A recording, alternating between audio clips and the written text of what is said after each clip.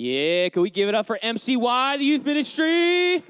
Hey, once again, I feel like some parents are going to be trying to sneak into that prom next week. You know what I'm saying? I know I'm going to be trying to. Anyway, hey, we are going to be diving in to the scripture this morning, and we have been in a series that we started last week titled Slow is the New Fast. So, hey, as we dive in this morning, if you want to turn your Bible, if you brought them, to Genesis 1. If not, that's okay. We'll have the scripture up on the screen for you this morning. But we have been in this series called Slow is the New Fast that we started last week. And once again, just wanted to give a shout out because this book, really this series is based off a book called The Ruthless Elimination of Hurry by John Mark Comer. So if you want to take a deep dive, once again, this book is great. I know there's a few people that are like, what was the name of that book? Once again, it's kind of, it's like The Ruthless Elimination of Hurry. So pick that up. You can pick that up at any like book retailer. Amazon is usually my my choice. I'm a digital guy. I like having my library in my pocket. Don't judge me. Anyway. But we have been looking at this series. This whole series is based on the idea that, man, I don't know about you, but I just feel burdened and weary. And I love that Jesus addresses that in saying that he gives rest to our souls. And as he gives rest to our souls, that has massive implications for the pace of our life as we oftentimes live in such a hurried culture. But this morning particularly, we're looking at part 2, and if you're taking notes this morning, the title of this morning's message is this: Speed and Sabbath.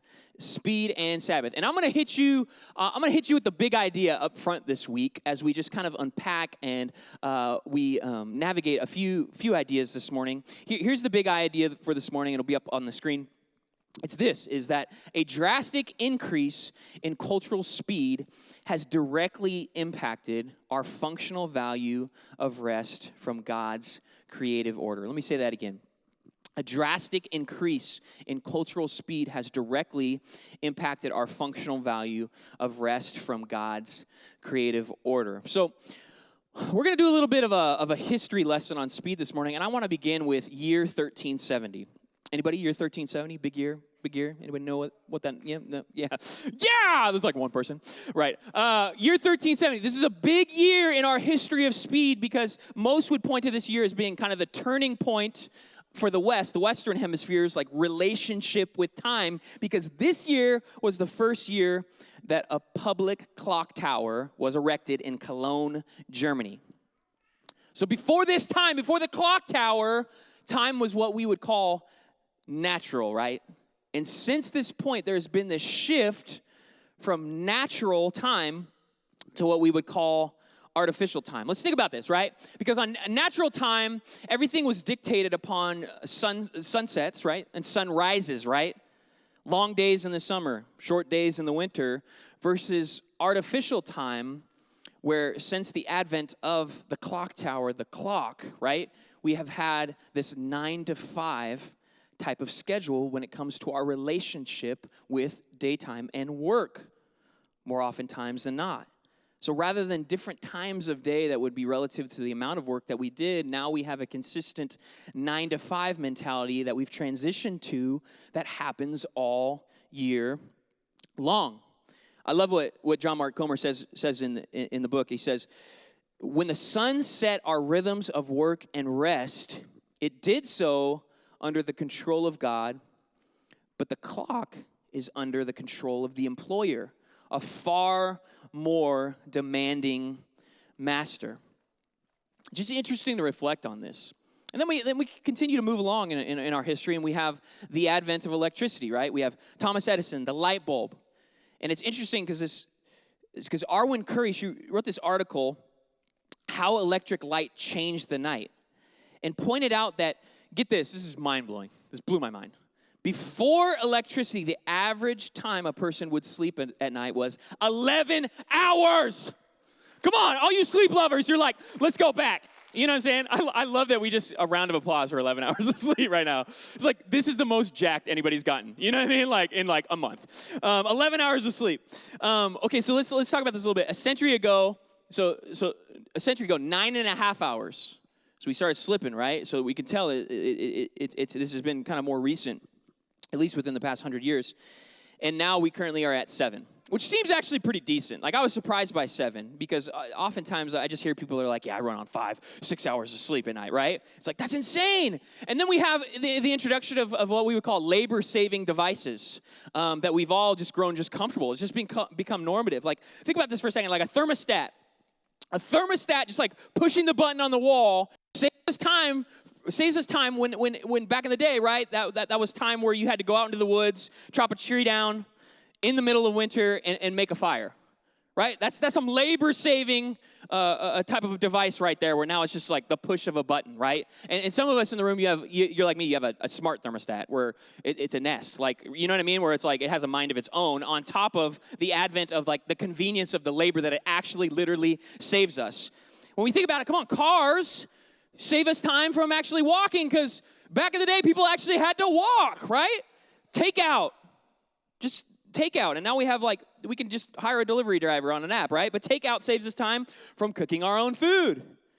Email saves us time from good old-fashioned snail mail.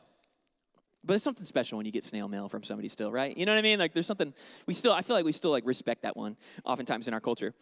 But here's what's interesting is, like, you would think with all these labor-saving devices that it would actually give us tons of time. We would have more margin in our schedule to work with. And that's actually what people predicted. There was an author, a professor, Kirby Anderson. She pointed out that people who were thinking about the future in the 60s and 70s, you know what they thought? They thought we would be working with all these labor-saving devices. They thought we would be working 22 hours a week, and that we would not know what to do because everybody would be spending so much time just using their time for leisure. The problem would be more leisure than it would be for work. But what has happened with all these labor-saving devices? What have we done? We don't have more margin. We've somehow found a way to cram more work, more speed into our everyday life and our schedules. It's even fascinating to think about speed in terms of like a social status shift. Like, for instance, like thinking about the way that affluent kind of like products are oftentimes advertised from, like, let's say like 50 years ago until now. You think about like a nice watch, like a Rolex. Like the way that the Rolex literally used to advertise was like, you know what I mean, like relaxed, sipping champagne on a yacht. You know what I mean? Just like, oh yes, like that this just represents affluence. This represents, you know, the pinnacle of the American dream being realized in our culture of making tons of money. And now, oftentimes, you look at the same type of commercial nowadays, and a Rolex isn't represented by leisure. It's oftentimes represented by, like, high-rise building, leading a very important meeting. You know what I'm saying? Like, going to a high-profile club. You know what I mean? Like, be ambitiously traveling the world. It's fascinating to think about how our perspective has absolutely changed in our culture from about the 70s until now. There's this shift that the less you worked, the more status you had, to now the more you sit around and relax, the less status you have. Oftentimes you're viewed as lazy. This is interesting. This is fascinating stuff. Okay, this blew my mind. Anybody, those of you who know what this is in the room, you're going to like judge me for just being like young and ignorant, right? But anybody ever heard of blue laws in the room? Blue laws. Okay, well, blue laws, good, great. So I don't feel like as much of a moron as I did coming into this, right?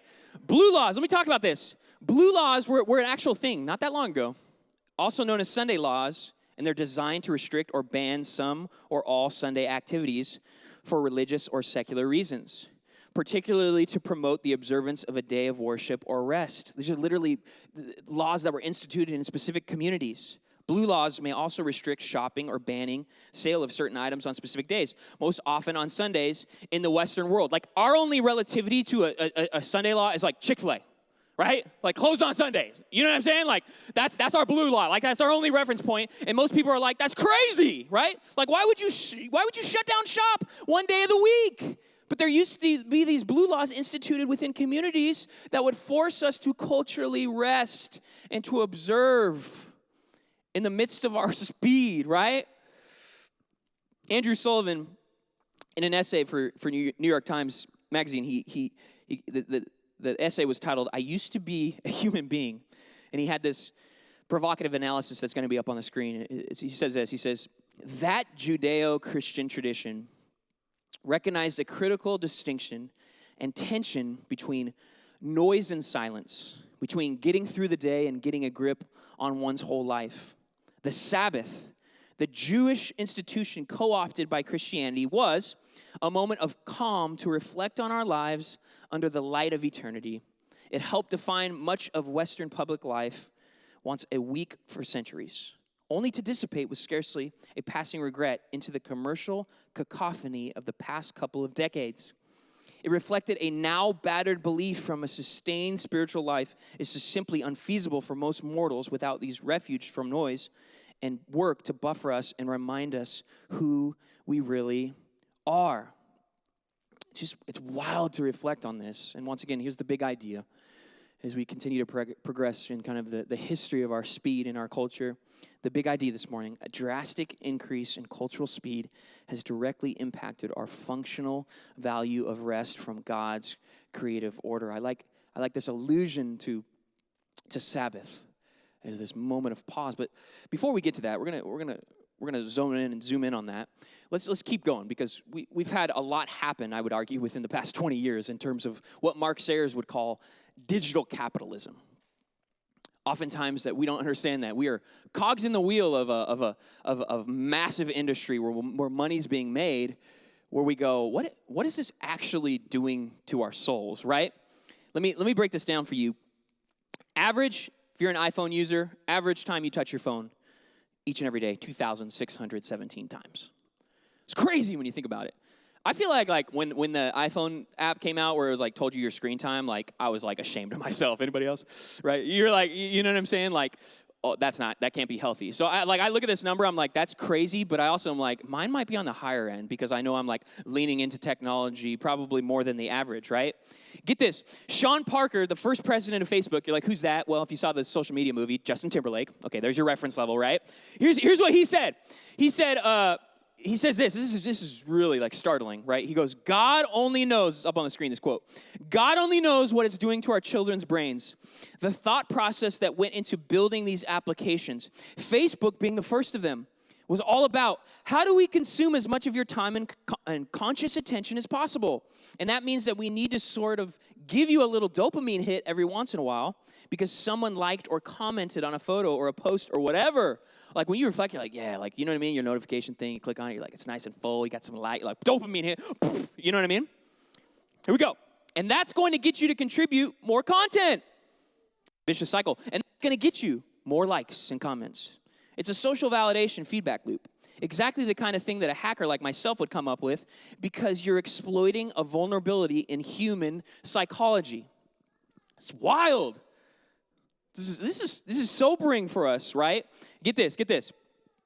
Kevin McFadden, this guy, he wrote a Time magazine article and he talked about our attention span and how it's been dropping each and every passing year. So in 2000, kind of before what we would call the digital revolution, he argued that, in the data, he saw that our attention span was about 12 seconds, which, once again, you're like, that's okay. Like, that doesn't give us much margin to really think that's some sort of a virtue within us.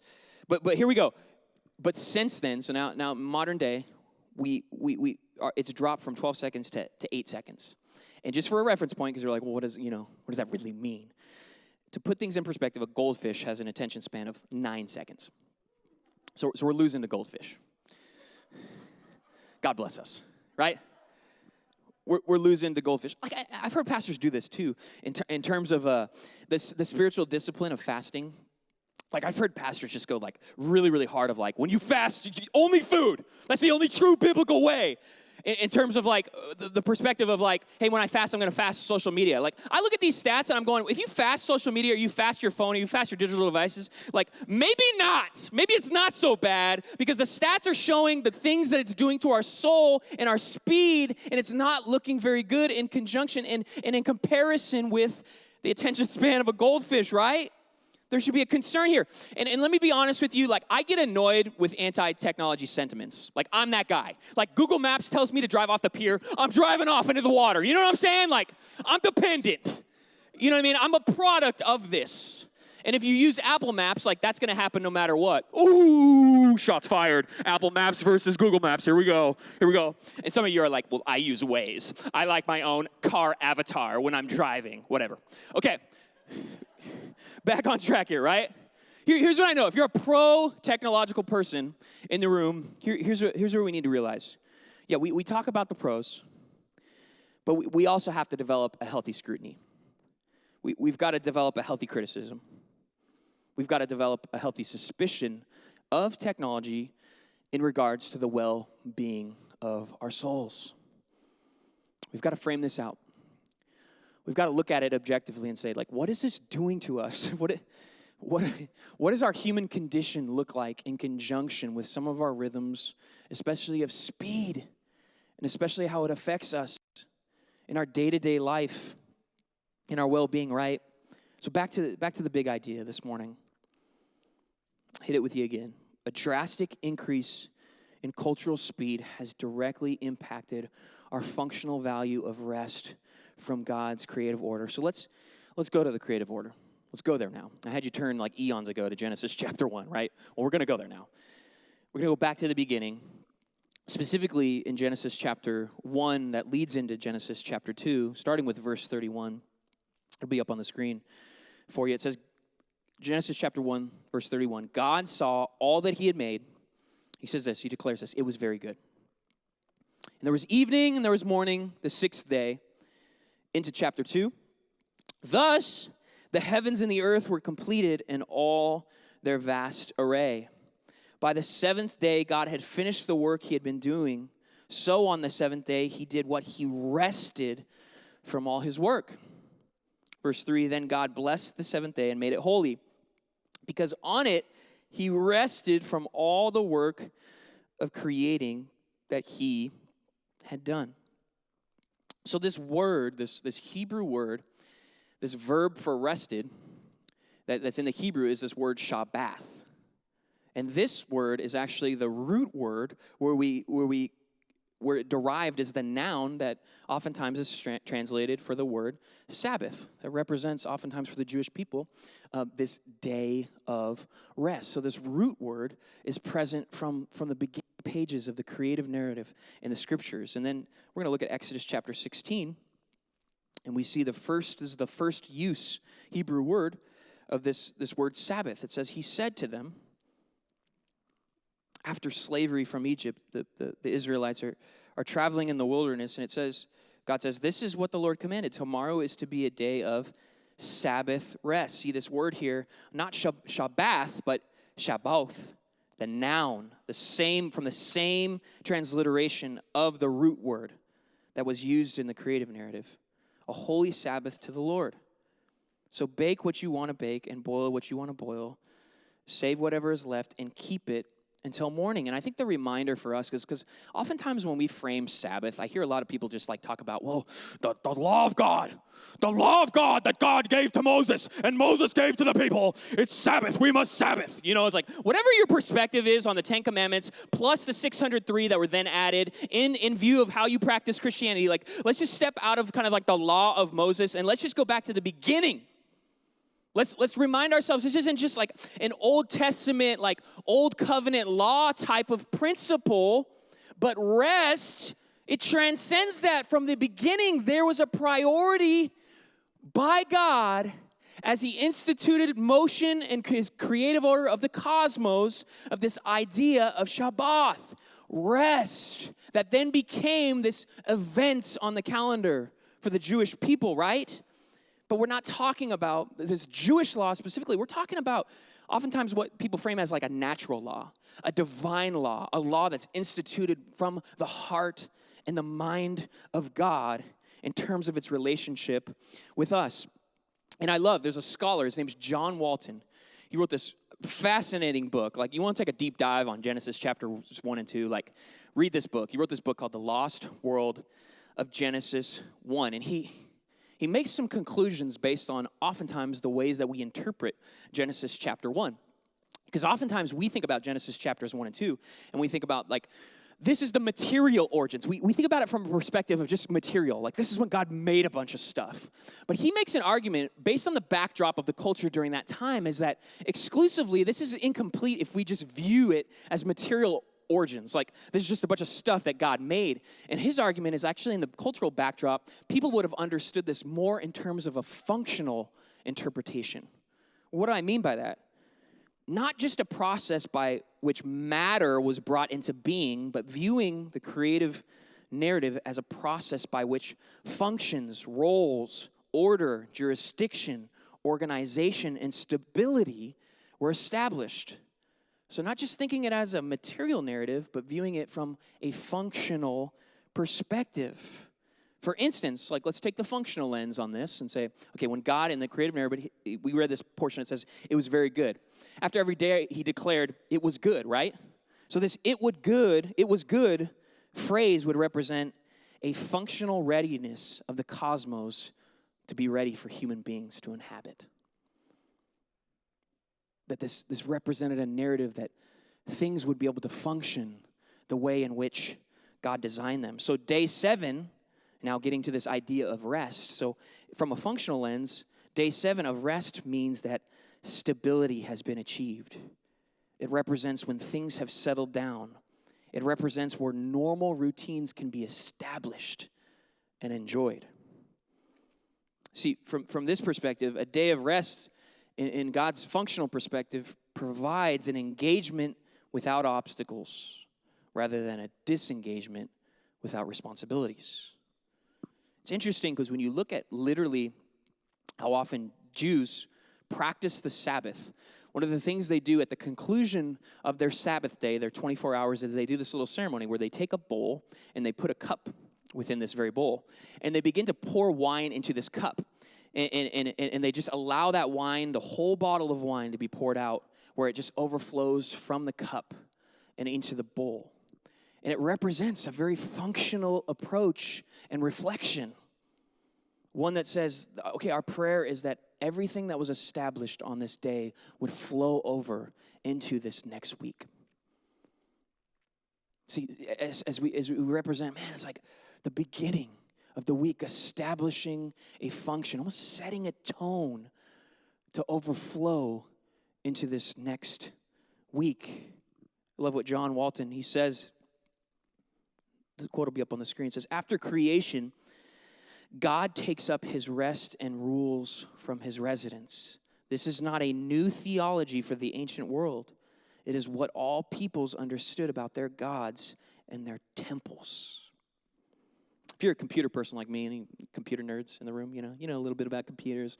I feel like the learning curve's kind of dropped off. Things have gotten intense, over the past 10 years. But I remember the days like I was in like middle school, high school, and I built my own computer, right? It's like you went to the computer shop and like you bought the, everything, and you put it together. And it's almost like when you think about a functional lens, it's like that time when you're putting the pieces together for the computer to be able to function, and then you press on, right? And when you press on, like there's a transition. And this is the transition for God in the creative narrative. It's like, okay, getting everything set up to function, and then you begin to engage the computer in a new way. Is actually using it based on the software that's installed, using it in a way. So we're talking about hardware versus software, the actual pieces that you put together to then push it and say, okay, now we're going to use it for its actual function. The stage has been set. The pieces have been moved in such a way for it to actually function in a way that it's been designed for. It's not God's creation as a thing of the past, but this functional lens reminds us that God's creative work continues. It moves forward. And oftentimes that moves forward with the co-partnership with us as creators on behalf of the ultimate creator. That time, that work, that doing that we dedicate. So for us, here's what I want us to grasp is this morning as we reflect on this idea of rest and this day of rest and Sabbath, is that a day of rest represents for us a well-ordered and functioning ongoing life. See, it sets us up to have success in the other days. It sets us up to find rhythms and perspective that bleed over into the rhythms of our ongoing days, our ongoing weeks, and our ongoing life. And to continue to reflect on Sabbath, there's a woman named Mandy Smith who's a pastor and author, and she just came out with this book. I think it released this last week called Unfettered. And it's about our Western baggage. And what would it look like for us to reclaim kind of like a childlike faith? It's just really fascinating, some of the things that she's proposing in this book.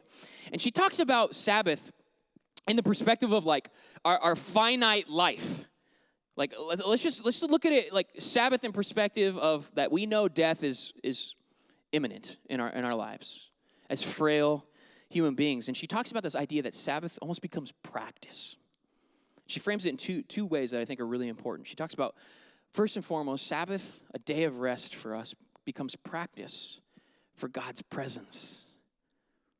To take a day where we just step back for a second and reflect on God's goodness, his nature, the things that oftentimes we take for granted or we skip over, where God's present in each and every moment, right? Because we know that, man, when we spend our time with Jesus in eternity, that we experience a fullness of his presence. And I'm not talking, once again, like togas and harps up in this like white, cloudy area. What I'm talking about for us in our perspective of the afterlife with Jesus is utter euphoria. Like our finite mind can't even express or understand the euphoria that we'll express or experience in the fullness of God's presence.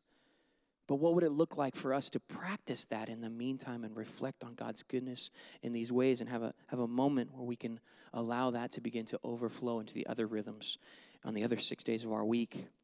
But it also it creates a practice for another thing, the idea that we have to leave behind whatever we thought was so important for a day.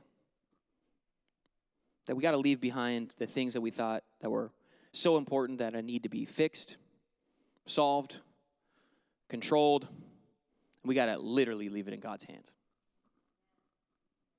Man, that's hard practice. A day of rest, see, it requires a trust in other people.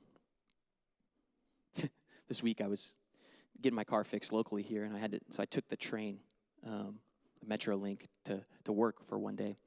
And you ever had this where like you're at a stoplight or a crosswalk and like you press the button and then somebody like comes up out of nowhere and just presses it again? You know what I mean? I'm like, did you not trust me? You ever had this, right? Like I was standing there for like, it was obvious. I'd been standing there like 5 minutes and you know what I mean? Like talk about like ruthless elimination of hurry, right? Slow is the new fast. Like I had this girl, right? Just speed walking. You know what I mean? Really fast coming towards me. And she came up and it's like, I've been established here.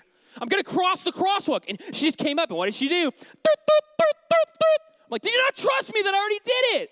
We don't even trust other people. It's like, it's obvious. Like, just trust me that I'm here. I've pressed the button to cross it. But oftentimes we're in such a hurry that it's just tunnel vision. We don't even acknowledge the people around us, that they're actually human beings that can carry responsibility and free will, that aren't in need of control. See, But this is what Sabbath does. It allows us to practice this, where we actually have to trust other people, that they're capable. But then we gotta ultimately trust God, that when we wake up, that's not when the world begins. But oftentimes we live in a way that expresses that. We believe it. We wake up. It's like the world begins when I wake up. Wait a second. No. Like God's already been at work. God's doing things. When we have our waking moments, that doesn't mean that the world wakes up with us. As oftentimes we live in such a way where the world revolves around the important things that we need to get done. See, the world doesn't rest on our shoulders. I think about the illustration of Atlas, this character where it's literally like the world, the globe is pictured on his back. Like we live like that. That's dependent upon us, rather than the idea that coming to grips that we're not the creator, the ultimate creator, we're not the sustainer of the world that we are dependent upon. So I think this morning it's a mindset shift we got to grasp in regards of the functional idea of how God has instituted rest, even from the creation of the cosmos in relationship to human beings as we function in this life. See, there's this priority of rest that's established, of how it will ooze over into the rest of our week and the day-to-days and the moment by moment. It's almost like we gotta just admit that our work and our will to do work and our will to do is much, much, much, much, much stronger than our frail, imperfect bodies. Our will, it's stronger. Because we want to do, we want to have ambition, we want to accomplish, we want to change the world. Do, right? We got to come to grips with our bodies, our frail bodies, right? the ones that'll breathe physically their last breath at some point in our life, that they can't handle oftentimes our will to do and to accomplish. Sabbath is a gift, the idea of a day of rest, the idea of a moment within the rest of our moments gives us a delight where we can ask simple questions and delight in having an awareness of where is God's presence? How do I see and engage with God where he's at in his presence and his goodness? And for us, it's really wrestling with the idea, and as he thought about his children, as he instituted the creation of the cosmos, as he prioritized rest, the Sabbath of resting. And even then, as he reflected on the people of Israel and their narrative and their story, as they were freed from slavery, harsh slavery in Egypt, that God instituted this for us from the perspective that slaves don't have a day off, but God's children do. Come on. Slaves, they don't have a day off. But come on, he's not a cosmic slave driver, maybe in the ways that we've created him to be in our mind, but he's got a full, abundant vision for our life. He says, my kids, rest. Rest is a place they need to live so that it may overflow into the rhythms of the rest of our week. So here it is. We have free will. Just admit that. People, oftentimes we try to control people, right? We try to exert our control on other people. But let's just admit this morning, you and I, we have free will, which means it's our choice. The choice is ours. The choice is ours of how do we live in light of our frail bodies and our impacted souls within the framework of a culture of hurry, within a framework that seems so counterintuitive to everything that we're trying to accomplish and do. What could that look like? So I want us to end on the big idea this morning. Once again, the big idea, a drastic increase in cultural speed has directly impacted our functional value of rest from God's creative order. So this morning, as we close, I want to continue to build upon the habit that we began last week of giving ourselves a moment, giving ourselves just kind of a pause and saying, yeah, okay, I'm up here doing my thing, sharing with us speed and Sabbath, trying to make sense of all these things today as we're coming out of a pandemic, as we're wrestling with the psychology of all of that, how it's impacted us, how we're going to establish new rhythms. That's great, right? But more than that, the greatest teacher, he's been at work in this room. He's been knocking on our hearts. He's maybe been dropping some things in our lap. So we're going to end in the same way we did last week, just giving space. Oftentimes people call this listening prayer. Sometimes it's framed as centering, where we just recenter upon ourselves. Maybe this is the only moment of the week that you've been granted just some silence in the midst of just the chaos of our busyness. And we're going to spend this time addressing two things. Number one, first thing, what is the Spirit prompting you with today? Just believe this. God's speaking. And for some of you, you're like, I don't know if God speaks to me. But hey, there was maybe an idea that dropped. Maybe you're going to take that step of faith today of trusting. Maybe God was trying to draw your attention to something. So we're going to spend a few moments and reflect on that. And then after that, we're going to ask this question, what are you going to do about it? And we're going to journal, if you're able to, or keeping a mental note of what will you do, writing an I will statement. Based on what God is speaking, I will, boom, take a step of obedience towards him. Because I don't know about you, it's like, I talked to several people last week, it's like, so how do we do this in the midst of all of the complications and the layers of our careers, of our lives? See, I truly believe this, that there's a unique step that the Lord wants you to take in your unique context. Rather than scattering a bunch of seed expecting that, this message is going to offer everyone this perfect solution based on anything that I did. Why don't we ask the Holy Spirit? Why don't we ask the God of the universe to speak? And what would it look like for us to obey in that? So let's first spend a few moments here just reflecting on that. What is the Spirit prompting you with today? So let's spend a few moments right now.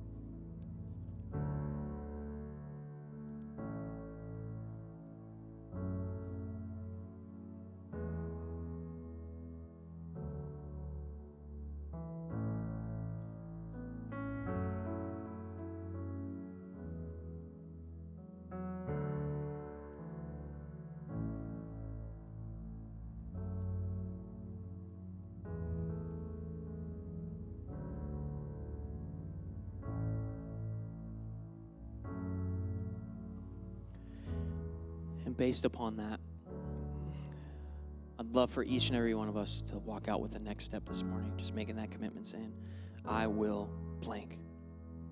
Based on the way that maybe you feel personally that God's speaking to you, to your soul this morning, what will be the step of obedience that you'll engage with this week based on what he's speaking to you this morning?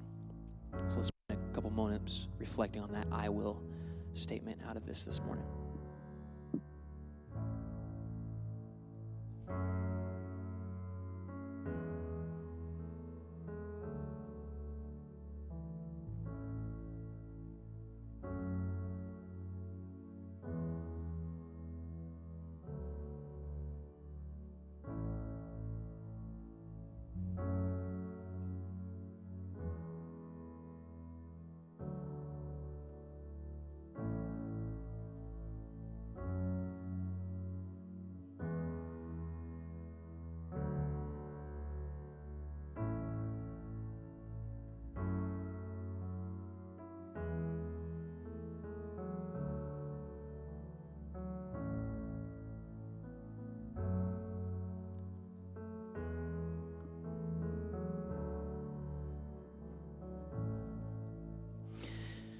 Lastly, as our team, our staff this week, we reflected on kind of this posture that, and this habit we're trying to build of listening, prayer, and reflection kind of within our times of service. We thought, man, what a great opportunity to lean into the ways that maybe you felt God move in your heart this morning and transition into a posture of worship,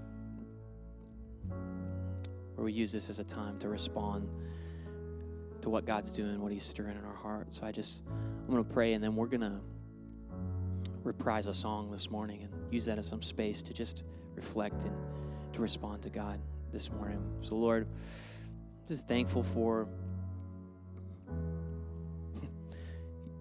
you being so personal to us, that you remind us because of your Son from maybe a thought or an idea of who God is, but you literally came in the flesh. And even now you meet us by your Holy Spirit, who knocks on our hearts, who speaks to us, who empowers us to be people that look like you. So Lord, even as we respond today in worship, Lord, would we have that courage to take that step forward, that step forward in faith. Help us solidify what that would look like, and help us have that courage to do it. In Jesus' mighty name we pray. Amen. Come on.